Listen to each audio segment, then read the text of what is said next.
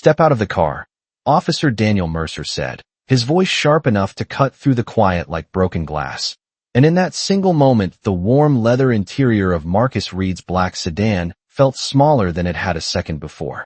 The night had been ordinary until then, the kind of upscale suburban night that carried the faint smell of trimmed hedges and recent rain, where porch lights glowed amber across wide front lawns, and everything looked too polished to be questioned. Marcus had both hands resting calmly on the wheel. Naomi Reed sat beside him, one hand near her purse, her posture straight, her face unreadable in the wash of red and blue light flashing across the windshield. They had done nothing wrong. They both knew it. Mercer knew it too. But the way he stood beside the driver's side door, chest out, flashlight angled high, made it clear that facts were not the point tonight.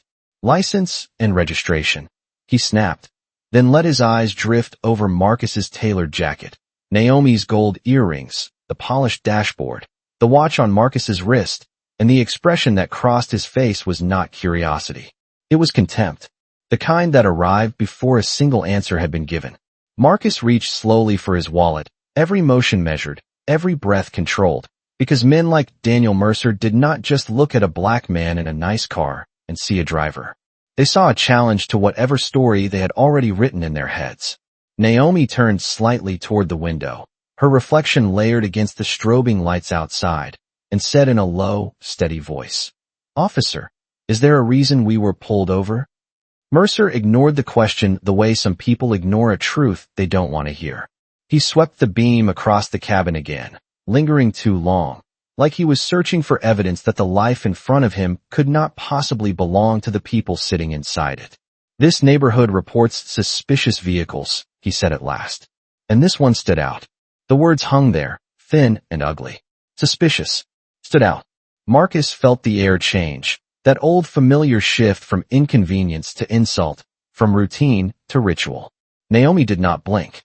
Her calm was the kind that came from experience, from knowing exactly how quickly small humiliations could be dressed up as procedure.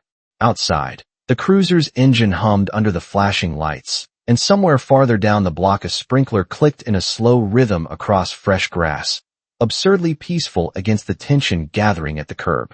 Mercer took Marcus's ID between two fingers, glanced at it, then looked back into the car with a smile that never reached his eyes. "Marcus Reed," he said, as if even the name offended him. Then he leaned down slightly, enough for Naomi to catch the sour confidence in his breath, and added, "Nice car. Shame it's in the wrong neighborhood." For half a second, silence settled over the inside of the sedan like a held breath. Marcus kept his face still. Naomi's gaze lifted past Mercer's shoulder toward the dark end of the street, where a black SUV sat parked beneath an oak tree, quiet enough to be missed by anyone who wasn't paying attention. And when she looked back at the officer, her eyes held something Mercer was too arrogant to recognize yet.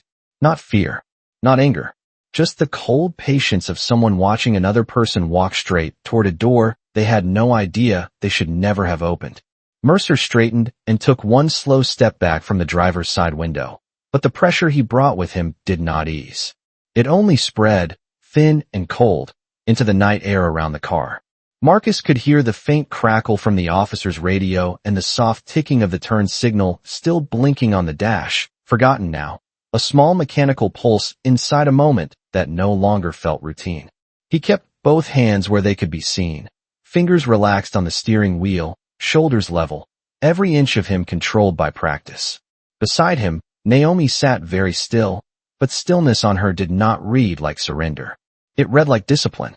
The red and blue lights washed over her face in shifting bands, then slid across the windshield and onto the quiet houses ahead, turning white fences and polished mailboxes into pieces of a stage no one had agreed to stand on.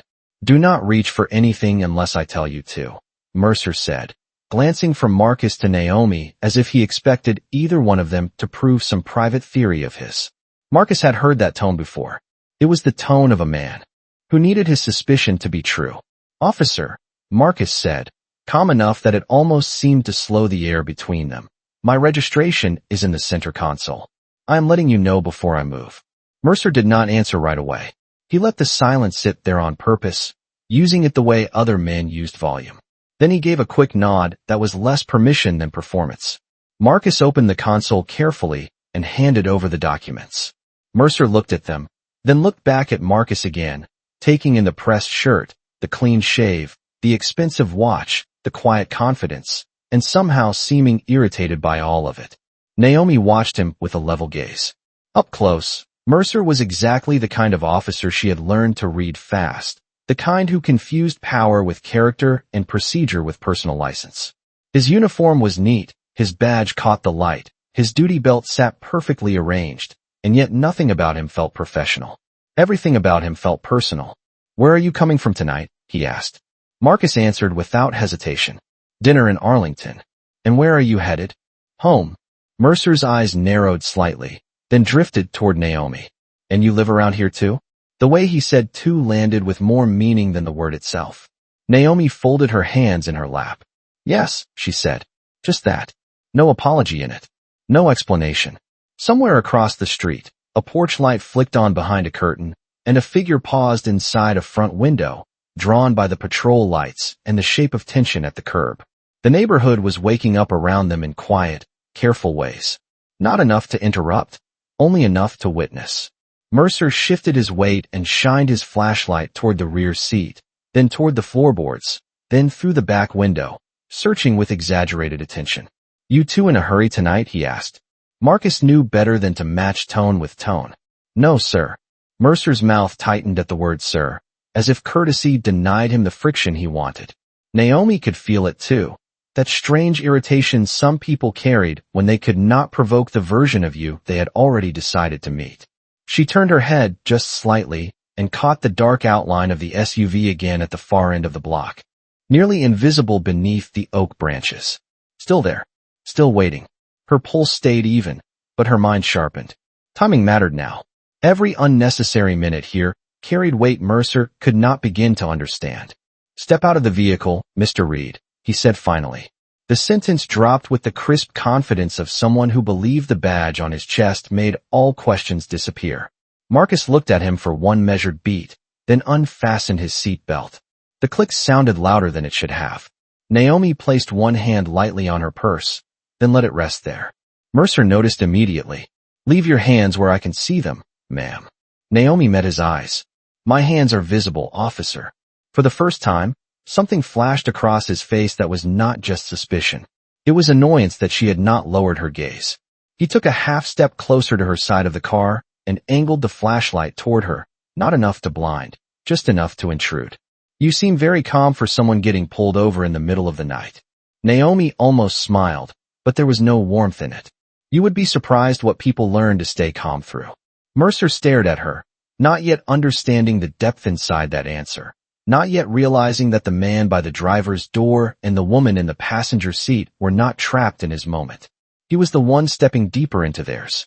Marcus stepped out first, slowly enough to leave no room for accusation, and the cool night air settled across his shoulders like a warning he had known all his life. The polished black paint of the sedan caught the patrol lights and threw them back in restless red and blue waves, turning the quiet street into something unreal, almost theatrical, as if the whole neighborhood had become a stage for one man's suspicion. Mercer moved back just enough to make space, but not enough to feel respectful. He kept one hand near his belt, chin lifted, eyes fixed on Marcus with the hard stare of someone who believed authority worked best when it was made personal. Marcus stood beside the car with his hands visible, his jacket open, his breathing even. He had long ago learned that dignity, when tested in public, had to be worn like armor no one could see. "Face the car," Mercer said. Marcus did. The words were not shouted, but they carried the pleasure of control. Naomi remained seated for one more second, watching the angle of Mercer's shoulders, the tilt of his flashlight, the deliberate way he placed himself between them and the rest of the street. It was not enough for him to conduct a stop. He wanted to define it. He wanted every person who might glance through a curtain or pause on a sidewalk to read the scene exactly as he intended. Officer in command, black couple under suspicion, order restored by force of presence alone. Naomi opened her door and stepped out with quiet precision, smoothing one hand over the front of her coat. The heels of her shoes touched the pavement with soft, measured clicks that somehow made Mercer's whole posture tighten. He had expected nerves from her, maybe confusion, maybe pleading. Instead, he got composure, and composure from the wrong person at the wrong time often angered men like him more than open defiance. "Stand over there," he said, pointing toward the front passenger side of the sedan. Naomi obeyed without argument, but she did not hurry. The porch light across the street glowed brighter now, and a second window farther down the block had lit up. The neighborhood was watching in pieces. Mercer seemed to sense that too, and instead of becoming more careful, he became more performative. "You know what gets my attention?" he said, circling half a step as if inspecting the car, the clothes, the very fact of them. "People who do not fit the pattern." Marcus kept his eyes on the roof of the car. "What pattern is that, officer?" The question landed clean, not emotional, not aggressive, just clear enough to expose the shape of what Mercer was doing. For a fraction of a second, the officer's face hardened. Naomi saw it at once. Mercer was not a thoughtful man, but he was an experienced one. He knew how to wrap bias in official language, how to turn a feeling into procedure, how to stretch an ordinary stop until the people inside it forgot where law ended and humiliation began. "Do not get clever with me," Mercer said. "This area has had reports. We check what does not make sense." Naomi lifted her eyes toward him, and in the flashing wash of cruiser light, her expression turned almost luminous in its restraint. "What does not make sense?" There it was again, that unspoken rule beneath everything he said. A nice car driven by a black man in a tailored jacket did not make sense. A black woman wearing quiet confidence instead of apology did not make sense. Their calm did not make sense. Their neighborhood did not make sense. Their presence on this clean, expensive street offended some private picture he had of who belonged where. The air smelled faintly of wet asphalt and pine mulch from the flower beds edging the sidewalk. Somewhere nearby, a dog barked once and then stopped, as if even that sound had second thoughts. Mercer took Marcus's license from his pocket and read it again under the flashlight, though he had clearly already seen everything he needed to see. "This your current address?" he asked. "It is," Marcus said. Mercer looked toward the large brick homes lined neatly along the block, then back at Marcus, and a thin smile touched the corner of his mouth. It was not disbelief exactly. It was resentment. Naomi felt a small shift inside herself then, not fear, not yet action, just the steady tightening of a clock moving toward the minute it had been built to reach. She glanced once more toward the far end of the street. The black SUV was still there, dark under the oak tree, engine low, waiting. Mercer followed the direction of her eyes, but saw nothing significant. He was too focused on the insult he was trying to shape into a justification. "Tell me something," he said, turning back toward them, his voice dropping into a false calm that somehow felt colder than before. "Why do I get the feeling you two are not telling me the whole story tonight?" Marcus finally turned his head just enough to look at him.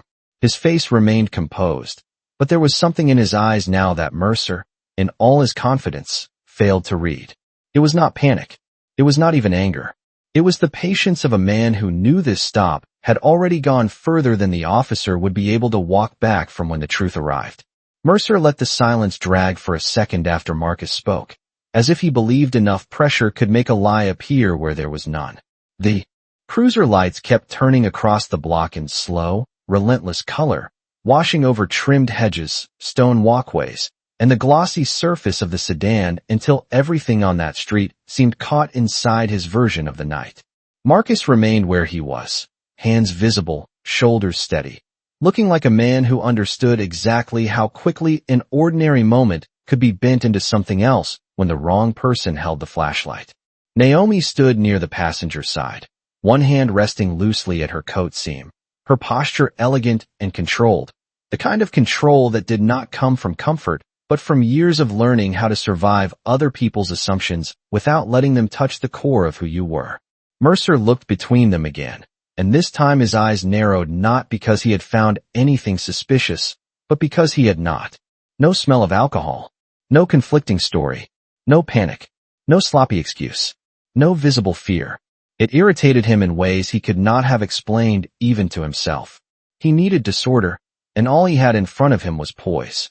"Open the rear door," he said suddenly, nodding toward the back seat. Marcus turned his head slightly. "Is there a reason?" Mercer's jaw tightened. I am giving you a lawful instruction.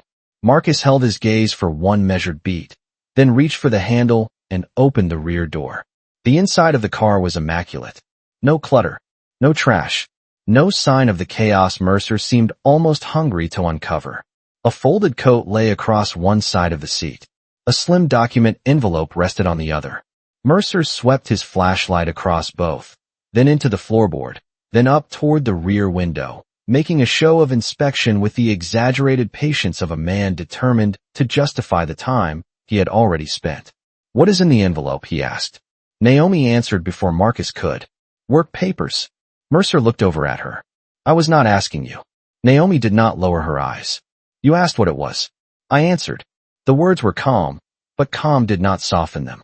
If anything, it sharpened them.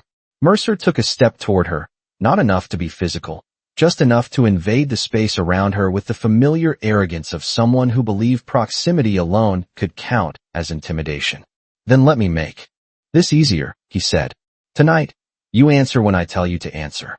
Across the street, the curtain in the front window shifted again. Someone was definitely watching now. The neighborhood had gone still in that specific American way, where people stayed behind glass but tracked every movement once the police lights started spinning. Naomi could feel all of it at once. The officer's ego, the eyes behind the windows, the weight of the hidden clocks still running beneath the stop. She glanced once more toward the far end of the street. The black SUV remained in shadow, nearly invisible unless you knew where to look. Still idle. Still waiting. Every extra second here mattered. Mercer noticed the glance and followed it again, but he saw only parked cars, overhanging branches, and expensive homes lined up in quiet order. Whatever he was expecting tonight, it was small, personal, a story he could tell himself later about reading the street right. He had no imagination for anything larger than his own authority. "You keep looking over there," he said. "Expecting somebody." Naomi returned her attention to him, and for the first time there was the faintest shift in her expression, not fear, not panic, only the suggestion of disappointment. "Officer," she said softly, "there are some questions you should think very carefully before asking." Mercer gave a humorless laugh. "Is that a warning?" Marcus answered this time, his voice low and steady enough to make the night feel tighter around them. "It is advice." That word seemed to strike Mercer harder than protest would have. Advice implied equality. Advice implied that he lacked information. Advice implied that the two people standing under his lights might understand this moment better than he did. He turned back toward Marcus and looked him over again, from polished shoes to tailored jacket to the expensive watch catching red flashes at his wrist, and something old and mean settled deeper into his face. "You know what I think," he said. "I think you two got very comfortable believing no one would ask questions." The sentence landed with all the ugliness he had been dressing in procedure from the start. Naomi heard the truth inside it clearly now. This had never been about a traffic stop. It was about offense. Their car offended him. Their address offended him. Their composure offended him. The simple fact that they belonged on this street, in these clothes, in this life, offended him. Marcus let the accusation hang for a second, then said, "You have our identification. You have our address. You have no violation to cite. So what exactly are you doing here, Officer Mercer?" The use of his name changed something. Mercer blinked once, caught off guard that Marcus had read the badge without seeming to look at it. In the distance, the low hum of the SUV engine rose just slightly under the oak tree, subtle enough that no one on the block would have noticed unless they were listening for it. Naomi was listening. Marcus was listening. Mercer, lost inside his own performance, was not. He took one more slow step back from the car, flashlight still in hand, and spoke with the clipped confidence of a man making a decision that felt powerful only because he did not understand how late it already was. "I am going to need both of you to stay exactly where you are," he said. "This stop is not over." And as the words left his mouth, Naomi felt the night shift by one thin, irreversible inch. The night did not get louder after Mercer said it. Somehow it got quieter, and that quiet felt worse. It spread across the manicured block like a sheet of glass, thin and tense, catching every flicker of the cruiser lights, and every breath Marcus and Naomi did not waste. Marcus remained beside the sedan, posture steady, hands still visible, his face composed in the hard-earned way of a man who had spent years learning that control could be mistaken for guilt by the wrong eyes and for strength by the right ones. Naomi stood near the passenger side with her shoulders square and her chin lifted just enough to make it clear that stillness was not submission. The air smelled faintly of rain-soaked pavement, fresh-cut grass, and the warm metallic hum of the patrol car idling at the curb. From one of the houses across the street came the soft click of a front door unlocking, though no one stepped outside. People were listening now. People were watching. And Mercer, instead of feeling the weight of that, seemed to grow taller beneath it, as though witnesses might turn his bias into legitimacy. He took Marcus's identification once more, even though he had already read it twice, and studied it under the flashlight with exaggerated care. Marcus Reed, he said again, rolling the name through his mouth as if testing whether it matched the car, the watch, the address, the polished calm. Then he looked up. You know what is interesting? Men who act this comfortable usually have a reason. Marcus did not move. Being at home makes people comfortable. That answer landed with clean precision, and Naomi saw Mercer's jaw flex. He was not a man built for being answered plainly. He preferred hesitation, apology, visible discomfort. He preferred the small surrender of people shrinking under his tone. But Marcus did not shrink, and Naomi did not lower her eyes, and every second that passed without fear seemed to offend him more deeply than any argument could have. Do not play games with me, Mercer said. I can keep this going as long as I need. Naomi looked at him then, fully, and the red-blue lights crossed her face in cold ribbons. That may be the first honest thing you have said tonight. The words were gentle in volume and devastating in shape. Across the street, a curtain shifted wider. Somewhere farther down the block, a garage light blinked on. Mercer turned toward Naomi so fast it was obvious he had been waiting for a reason to direct the pressure at her. You think you are smarter than this situation? He said. No, Naomi replied. I think you are smaller than it. For a second the street itself seemed to hold still around that sentence. Marcus could hear the distant rustle of oak leaves above the hidden SUV at the end of the block, could feel time tightening like a wire beneath the scene, every wasted minute pulling against something larger that none of the watching neighbors could see. Mercer stepped toward the rear of the sedan and shined his light once more through the open back door, over the folded coat, the document envelope, the clean upholstery, the kind of order that denied him every ugly assumption he had brought to the curb. He wanted disorder. He wanted contradiction. He wanted something he could drag into a report and point to later. All he had found was a successful black couple standing in their own neighborhood under his lights, calm enough to expose what he was without ever naming it. That was what unsettled him most. Not danger. Not uncertainty. Exposure. Turn around and place your hands behind your back, he said suddenly to Marcus, the command dropping into the quiet with the flat certainty of a man who had decided to create authority where law was not giving him enough. Naomi's breath caught for the first time, not in fear, but in calculation. Marcus turned his head slightly. On what grounds? Mercer ignored the question. Now, Marcus did not resist. He did not raise his voice. He simply looked once toward Naomi, and something passed between them in that single glance, something practiced, precise, and almost invisible to anyone who did not know them. Naomi saw the message at once. Hold the line. Watch the clock. Do not break the frame before it breaks itself.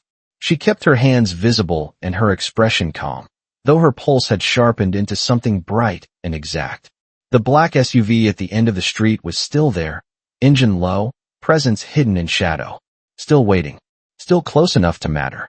Mercer moved Marcus closer to the car and continued speaking, louder now, as if performing for the windows around them. This is what happens when people do not cooperate, he said, though Marcus had done nothing but comply.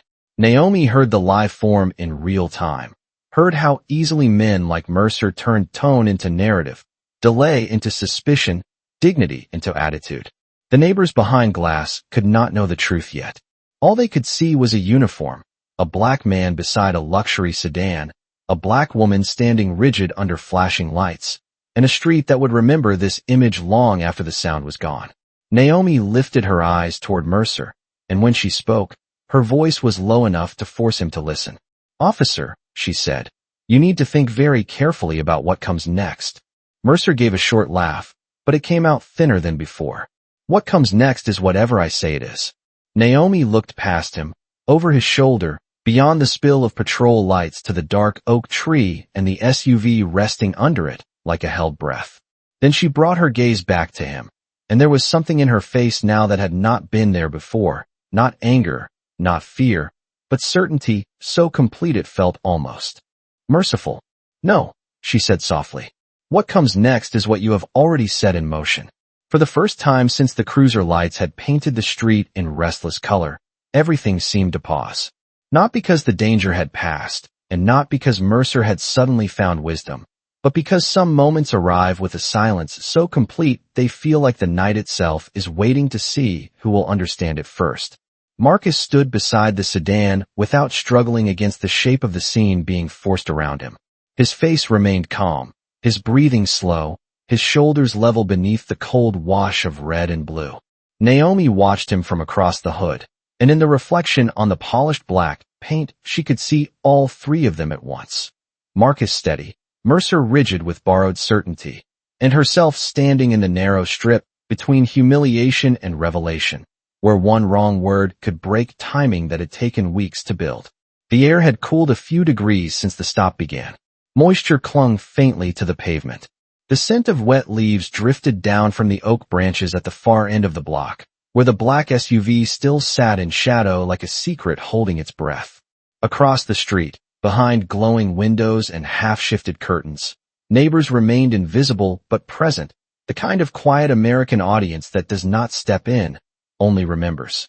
Mercer mistook all of it for control. He stood a little straighter, flashlight in one hand, Marcus's identification in the other, and let the stillness work for him the way he imagined it always had. But Naomi had seen enough men like him to know that silence did not always belong to the loudest person in it. Sometimes silence belonged to the one who already knew how the story ended. She lowered her eyes for a second and looked at the hood of the sedan, where the patrol lights rippled across the glass and metal in liquid color. In that reflection, she saw Marcus turn his head just slightly toward her. No one else would have noticed the movement. Mercer certainly did not. But Naomi knew Marcus well enough to read meaning in the smallest shift of his posture. Hold. Wait. Not yet. Her heartbeat remained precise. Not fast. Not frightened. Precise. The kind of rhythm that comes when every second matters. Mercer kept talking, though even his own voice had begun to sound too sharp against the hush around them. "You should have answered my questions straight from the start," he said, but the sentence had less force now, as if some part of him could feel the scene slipping beyond the outline he had planned. Marcus did not answer. Naomi did not answer. The quiet that followed was not empty. It was full of everything Mercer had failed to notice. The low idle of the SUV, the soft crackle of his own radio, the porch light humming across the street, the tiny metallic tremor in his hand when he raised the flashlight again. Naomi lifted her face and looked directly at him. She did not challenge him with anger. She did not plead. Her expression held something far harder for a man like Mercer to bear, pity without softness. "Officer," she said, and her voice came out so calm it seemed to flatten the flashing lights themselves. "Uncuff him." Mercer gave a short, disbelieving breath through his nose, almost a laugh, but not quite. "That is not your decision," he said. Naomi took one slow step forward, just enough for the badge line beneath her coat to catch a sliver of red light before disappearing again. "You are wrong," she said. The words were quiet, but the quiet inside them had changed. It was no longer the quiet of endurance. It was the quiet before a sealed door opens. Marcus lifted his eyes then and looked past Mercer toward the far end of the street, where the black SUV finally shifted, barely at first, a subtle roll under the oak tree, tires whispering against damp asphalt. Mercer heard it a second later. He turned his head just enough to notice movement in the darkness, and Naomi saw the smallest crack appear in his certainty. It was almost nothing. Just a pause. Just a question forming too late. She reached slowly into her coat, not hurried, not dramatic, every motion clean and deliberate, and when Mercer's flashlight snapped back toward her hand, his voice came out flatter than before. "Do not move." Naomi stopped only long enough to let that command die in the air between them. Then she drew out the leather wallet, held it at chest level, and opened it beneath the patrol lights. Gold caught. Red. Red caught blue. The metal inside flashed once like a truth that had been waiting all night for a clear angle. Mercer stared at it without understanding for one suspended second, maybe two. Then the SUV doors opened. The sound of the SUV doors opening did not crash into the moment.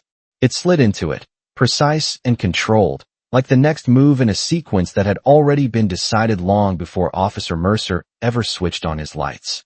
Two dark vehicles emerged from the shadow under the oak tree and rolled forward with a quiet authority that did not need sirens to announce itself. Their headlights cut clean lines across the damp pavement and stopped just short of the patrol car, turning the block into a frozen grid of white beams, red flash, blue pulse, and held breath. Mercer did not move at first. His flashlight remained pointed at Naomi's open credentials, but the hand holding it had gone still in a different way now. No longer confident. No longer theatrical. Just still. The gold badge in her hand reflected the cruiser lights in sharp, disciplined flashes, and beside the seal her identification photo sat under the clear sleeve like the final piece of a locked puzzle. Special Agent Naomi Reed. Federal Bureau of Investigation. The letters seemed to reach him one by one. Naomi watched his face as recognition arrived in stages. First confusion, then refusal, then the raw, involuntary flicker of a man discovering that the scene he thought he controlled had been bigger than him from the start. Marcus turned slightly, enough for the polished edge of his own credentials to catch the light as he drew them with the same unhurried calm. Special Agent Marcus Reed, he said, his voice low and even, carrying across the quiet street with more force than Mercer's raised tone ever had.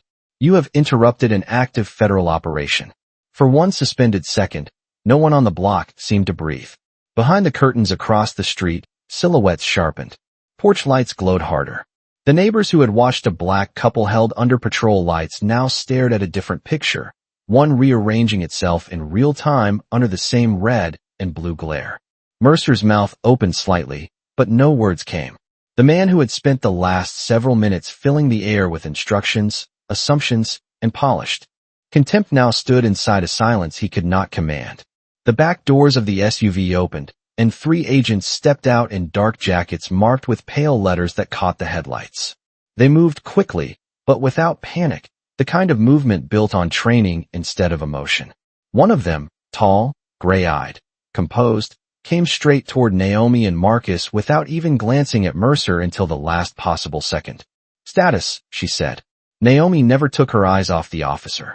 Compromise stopped by local patrol, she replied. Operational delay, public exposure, body camera rolling. The woman gave a single short nod. Understood. Then she turned to Mercer, and whatever was left of his confidence seemed to thin under the simplicity of her gaze. I am Assistant Director Helen Brooks, she said. Step away from Agent Reed. Now. She did not raise her voice. She did not need to. Mercer obeyed before the last word fully settled. The motion was small, almost invisible, but it changed the geometry of the entire street. Marcus lowered his hands and adjusted his jacket with the quiet dignity of a man reclaiming his own shape. Naomi closed the badge wallet with one crisp movement, though she kept it visible. Mercer looked from one face to another as if searching for a version of the night that could still be undone. I did not know, he said at last, and even to his own ears the sentence sounded weak, like something picked up after the collapse had already begun. Marcus met his eyes. No, he said. You did not know who we were. But you knew exactly how you were treating us. The words landed clean and left nowhere to hide. Mercer's face lost color under the cruiser lights. The agents moved past him toward the sedan, toward the darkened end of the block, toward the operation that had just been forced into the open by his need to turn suspicion into power. His radio crackled uselessly at his shoulder. Somewhere behind glass, someone in one of the houses whispered. Naomi looked down the street where the target vehicle should have appeared by now, and in that brief glance was the true cost of what Mercer had done. This had never been only about humiliation at a curb. It had never been only about one officer, one stop, one ugly assumption dressed up as procedure. He had stepped into a live investigation carrying all the arrogance of a man certain the world existed to confirm his instincts. And now the entire block stood under the cold light of what that arrogance had disturbed. Helen Brooks turned once more toward Mercer, her expression unreadable. Your supervisor is on the way, she said. And before this night is over, every second of your stop will be reviewed. Mercer swallowed, but the street had already stopped belonging to him. The badge on his chest still reflected the lights. The uniform still fit. The cruiser still idled behind him. Yet the authority he had worn so easily minutes ago now looked exactly what it had always been in the hands of a man like him. Not strength, not judgment, not law, but fear hiding inside a costume that no longer protected him once the truth stepped into the light. The street did not return to normal after the truth came out. It only became quieter, and in that quiet every detail seemed sharper than before. The cruiser lights still turned across the brick facades and trimmed hedges, but now their color felt less like authority and more like exposure. Officer Mercer stood near the front of his patrol car with the rigid posture of a man trying to keep his uniform from collapsing around him. His shoulders were still squared, yet something essential had gone out of him. It was there in the way he held his jaw too tightly, in the way his eyes kept shifting from Naomi to Marcus to Assistant Director Helen Brooks, searching for some sign that this could still be reduced to a misunderstanding instead of what it had plainly been. Naomi slipped her credentials back into her coat with one clean motion and looked toward Marcus. He gave the slightest nod, more reassurance than signal, and adjusted his cuffs as if reclaiming the dignity Mercer had tried to force into a different shape. The gesture was simple, almost small, but on that bright, watchful block it carried more power than any raised voice could have. Helen Brooks spoke briefly with two agents near the SUV, her tone low and efficient, while another agent approached the sedan to confer with Marcus about the operation timeline that had just been compromised. From somewhere behind the windows across the street came the faint outline of movement. Neighbors still watching, still trying to understand how the story had changed so completely without anyone leaving the curb. Mercer finally found his voice, but it had lost the hard edge he wore so easily before. "I did not mean for this to go that far," he said, the sentence sounding thin in the cool air. Marcus turned and looked at him fully for the first time since the federal vehicles arrived. There was no triumph in his face, no satisfaction, only a tired clarity that seemed to reach past the man and into the pattern behind him. "It went exactly as far as you were willing to push it," Marcus said. Mercer swallowed and glanced down the block, toward the houses, the drawn curtains, the witnesses he had once treated like a useful audience. Now they felt like memory forming in real time. Naomi stepped closer, not aggressive, not warm, simply present. "You were never looking for danger," she said. "You were looking for permission." The words settled over the street with a finality that even the patrol lights could not disturb. Mercer blinked once, then looked away. He had no answer because the answer had been visible from the beginning, hidden only by his belief that no one could force him to see it. A second local cruiser pulled onto the block then, slower than the first, and stopped behind Mercer's vehicle. Sergeant Olivia Grant stepped out, taking in the scene in one practice sweep. Federal SUVs, neighbors watching, Marcus and Naomi standing composed beside their sedan, Mercer pale under his own flashing lights. She walked to Helen Brooks first, received a quick summary, then turned toward her officer with the expression of someone who already knew the next few hours of his life would not belong to him. "Body camera," she said. Mercer hesitated for just a fraction of a second before unclipping it. That hesitation said enough. Grant took the device without comment. Then she held out her hand again. "Keys."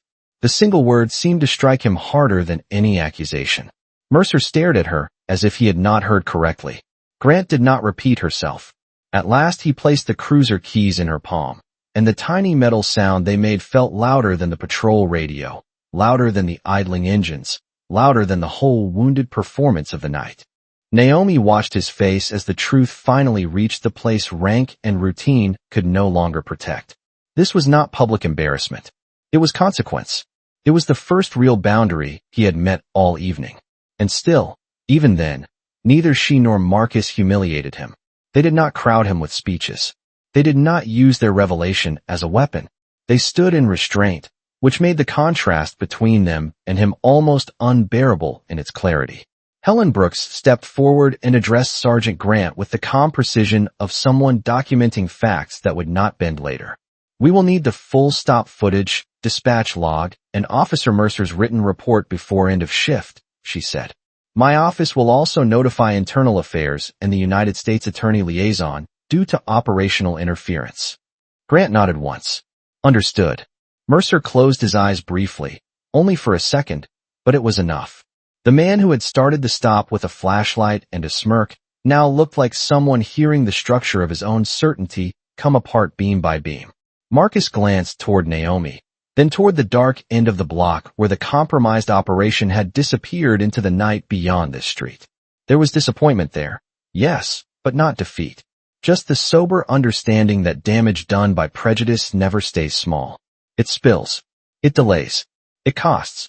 Naomi looked back at Mercer one last time, and when she spoke, her voice carried neither anger nor softness, only the plain moral weight of someone refusing to become cruel, just because cruelty had been aimed at her first.